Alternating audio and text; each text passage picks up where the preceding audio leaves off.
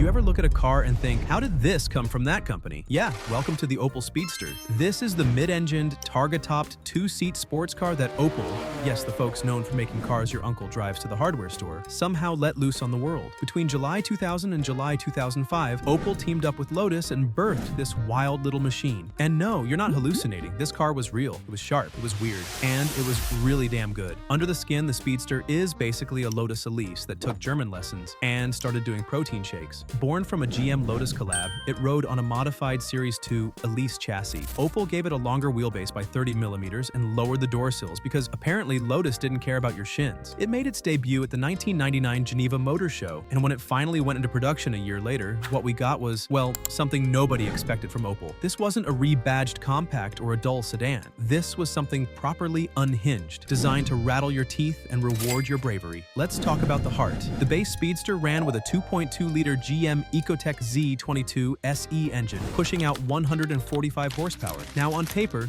that might not sound like much, especially if your idea of a sports car starts at 500 horses and a flamethrower. But then you realize the Speedster only weighs 875 kilograms or 1,900 pounds. That's lighter than a Toyota MR2 by about 100 kilos and more powerful than the Series 2 Elise when it launched. And if you know anything about cars, you know that power to weight matters more than just power. The chassis, pure aluminum, just 72 kilograms. The body, full fiberglass. Lightweight didn't even begin to describe it. This car didn't need power to feel fast. It just needed a road and maybe a good playlist. If you've ever driven something light like an old Miata, you know the thrill. The Speedster was that, but with more edge. Driving dynamics, chef's kiss. It handled like a F1 car and could outcorner just about anything wearing a badge under 50 grand. It was precise, raw, and about as forgiving as a vending machine that just stole your last dollar. But man, when you hit the sweet spot, it was bliss. Mid-engine balance, direct steering with zero assistance, and no traction control to save your butt if you got cocky. It was as analog as driving gets. And if 145 horses weren't enough for your reckless tendencies, Opel had you covered. In 2003, they introduced the Speedster Turbo. Now we're talking 2.0-liter turbocharged engine, 200 horsepower, a 0 to 60 miles per hour in 4.7 seconds, and a top speed of 150 miles per hour. And it was still barely 930 kilograms. That power-to-weight ratio? Filthy. It went from a fun little sports car to a legitimate track weapon. The turbo kicked hard, torque came early, and suddenly the Speedster wasn't just fun. It was fast enough to scare you. Now, in the UK, you might know this car under a different alias, the Vauxhall VX220. Same beast, different badge. It was built by Lotus in Hethel, England. Yeah, that Hethel, the one where magic like the Elise and Exige gets made. So don't get it twisted. This wasn't just Opel playing dress-up. It had real sports car DNA. From the riveted aluminum tub to the lightweight panels, this was every bit a Lotus, with a touch of German practicality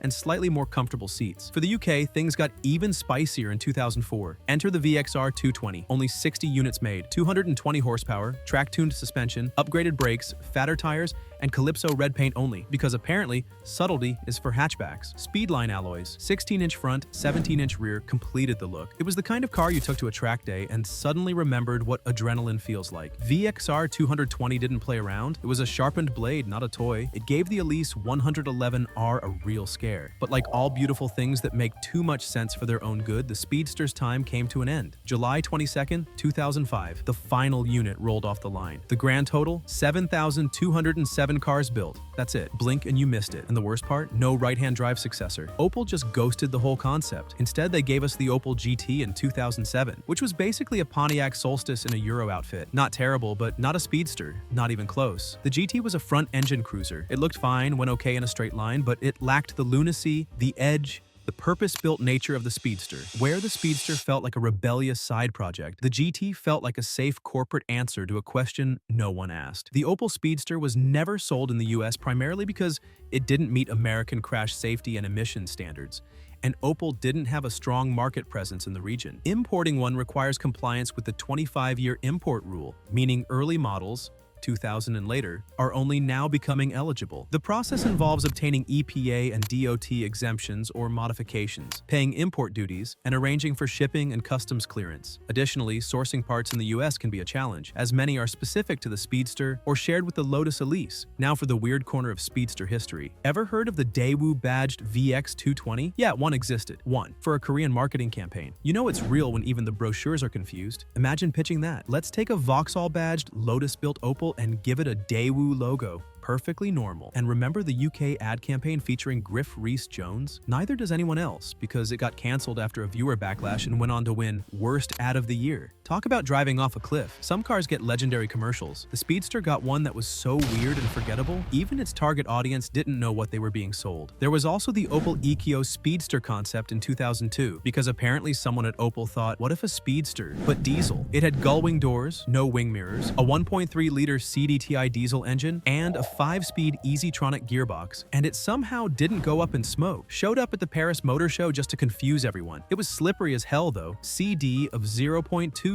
That's basically cheating aerodynamics. But the regular Speedster, the one you could buy, actually drive, actually live with, was a unicorn. In a world of bloated sports cars loaded with tech, the Speedster said, nah, you do it. It gave you a key, a manual gearbox, and a chassis tuned to read your brain. No power steering, no traction control, no ABS in early models. You earned every corner, every oversteer correction, every heartbeat. The Opel Speedster is known for a few recurring issues, including ECU-related electrical problems, especially in damp conditions, and occasional leaks from the roof and around the windows. Water ingress into the cabin and engine bay can also occur if seals aren't maintained. The soft top can wear out or misalign over time, and the fiberglass body panels, while lightweight, are prone to cracking or squeaking. Some owners report issues with the central locking and window mechanisms, and due to the car's minimalist design, ride comfort and sound insulation are minimal. This wasn't a car you drove casually. It demanded focus. It asked questions. Are you really committed to this corner? Are your inputs smooth? Are your tires warm? And if you answered wrong, it spun, brutally, but fairly. And yet,